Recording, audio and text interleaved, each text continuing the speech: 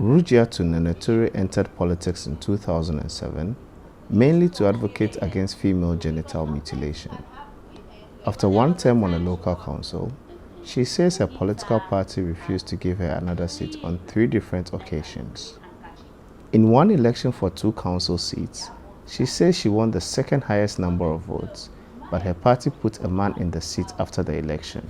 I've always made the vote, but the leadership doesn't think I fit into the criteria as they want, because I am looked at like somebody who cannot be vain, and somebody they consider to say, she not just accept things, Female activists in Sierra Leone say that kind of manipulation is keeping the number of women in office down, even after President Julius Maada Bio in January signed a Gender Equality and Women's Empowerment Act, or GEWE, which requires that women hold 30% of all publicly elected seats and government leadership roles. Before the most recent elections, Sierra Leone's parliament had just 12% female representation, well below the global average of 26.4%, as tracked by the Interparliamentary Union's Women in Parliament Index. In the government cabinet, only 4 of 32 cabinet positions were held by women, also far below the global average. GEWE aimed to change that. Marcella Samba Sise is the executive director for Campaign for Good Governance in Sierra Leone. She says the law stemmed from Sierra Leone's 11-year civil war, which ended in 2002. This was born out of the fact that a Truth and Reconciliation Commission report after the war noted that whole groups were excluded from mainstream politics and they do not know how decisions were made. And part of those groups were marginalized entities such as women and young people.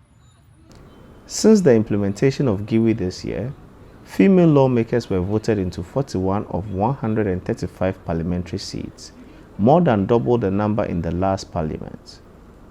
Advocates have applauded the success of the bill so far, but say it is being applied unevenly.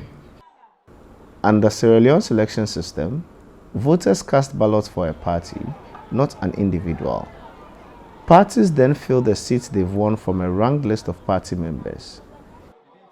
Nikki Spencer-Coker, a lawyer and women's activist, says many parties place women in lower rankings, making them less likely to win seats. Future advocacy should involve, more work directly with the political parties to ensure that they're placing women in higher up on these lists, and that they're also placing them in safe seats, not in the seats that perhaps they're going to end up, losing.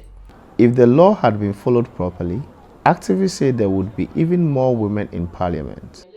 They also have concerns over parliament's leadership, as only one of the 14 parliamentary chiefs is female. Sierra Leone's Ministry of Gender told VOA in an interview that it will work to correct all the lapses in following the law, and together with the new female lawmakers, will push for more protection for female politicians. Senanu Tord for VOA News, Port Loko, Sierra Leone.